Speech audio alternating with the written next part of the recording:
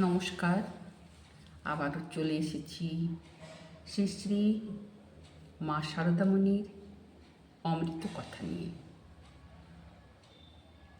মায়ের কথা তো বলে শেষ করা যাবে না। মায়ের গুণের কথা, মায়ের মহিমার কথা, তবু কয়েকটা কথা বলতেই হয়। প্রতিবারের মতো আজকেও মায়ের কথা শুরু করছি। আমার ভিডিও যদি ভালো লাগে অবশ্যই লাইক কমেন্ট করবেন, সাবস্ক্রাইব করে দেবেন, শেয়ার করে দেবেন। আর ভিডিওটা শেষ পর্যন্ত দেখার অনুরোধ রইল। না দেখলে ঠিক বোঝা যাবে না আজকে মায়ের কি কথা বলব। ভীষণ সর্দি হয়ে গেছে। 14 বছর বয়সে যখন কামারপুকুরের ঠাকুরের সঙ্গে শ্রী শ্রী মায়ের মিলন হলো, তখন থেকেই তার সাধনার পর্ব শুরু হয়ে গেল।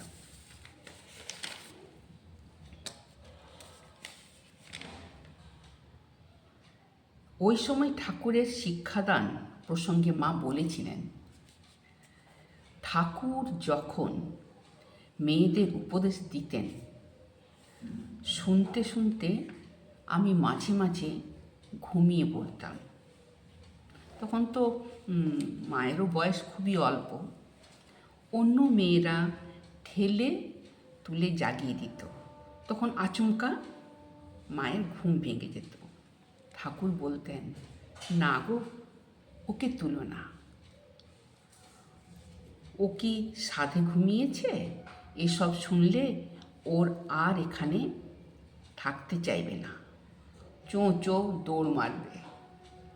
এ কথা মেয়েরা পরে শারদামণিকে বলেছিলেন। যাই হোক, তখন তো নেহাতি মা ছোট ছিলেন, তাই চঞ্চল স্বভাবের।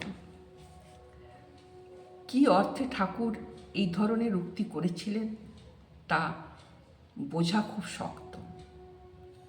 মায়ের মনের স্বাভাবিক ঊর্ধ্বগতি অথবা তৎকালীন অন্তর্মুখী অবস্থা প্রত্যক্ষ করেই তিনি এই কথাগুলো মাকে বলেছিলেন। ঠাকুর হয়তো বুঝতে পেরেছিলেন যে এই অবস্থায় ঈশ্বরত্ব শ্রবণ করলে মার মন সমাধিতে লীন হয়ে যাবে, তাকে আর পার্থিব জগতে ফিরে আনা সম্ভব হবে না। এরপর শ্রী শ্রী মা এলেন দক্ষিণেশ্বরে। তখনও তিনি ঠাকুরের উপদেশ অনুসারে জীবন নির্বাহ করছিলেন। তার সাধন জীবনের গভীরতা ক্রমশ বৃদ্ধি পাচ্ছিল। এই প্রসঙ্গে শ্রীমার বক্তব্য ছিল, যে সব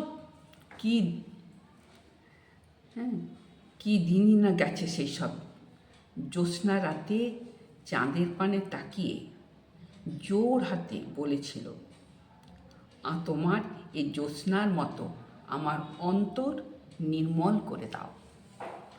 রাতে যখন চাঁদ উঠত, গঙ্গার ভেতরে গিয়ে জলে তার প্রতিবিম্ব দেখে ভগবানের কাছে কেঁদে কেঁদে প্রার্থনা করতুম, চাঁদের কলঙ্ক আছে, আমার মনে যেন কোনো দাগ না থাকে। শ্রী শ্রী মা পূর্ণানন্দ নামে এক সন্ন্যাসীর কাছে তখন শক্তিমন্ত্র গ্রহণ করেছিলেন। একবার তার এক ভক্ত নিজে পুত্রের নাম পূর্ণচন্দ্র রাখতে চেয়েছিলেন, কিন্তু শ্রী শ্রী মা বলেছিলেন, আমি এই নাম ধরে ডাকতে পারবো না, এ আমার গুরুর নামে নাম। আজকে এই পর্যন্ত, আবারও পরে। জয় ঠাকুর, জয়, ধন্যবাদ।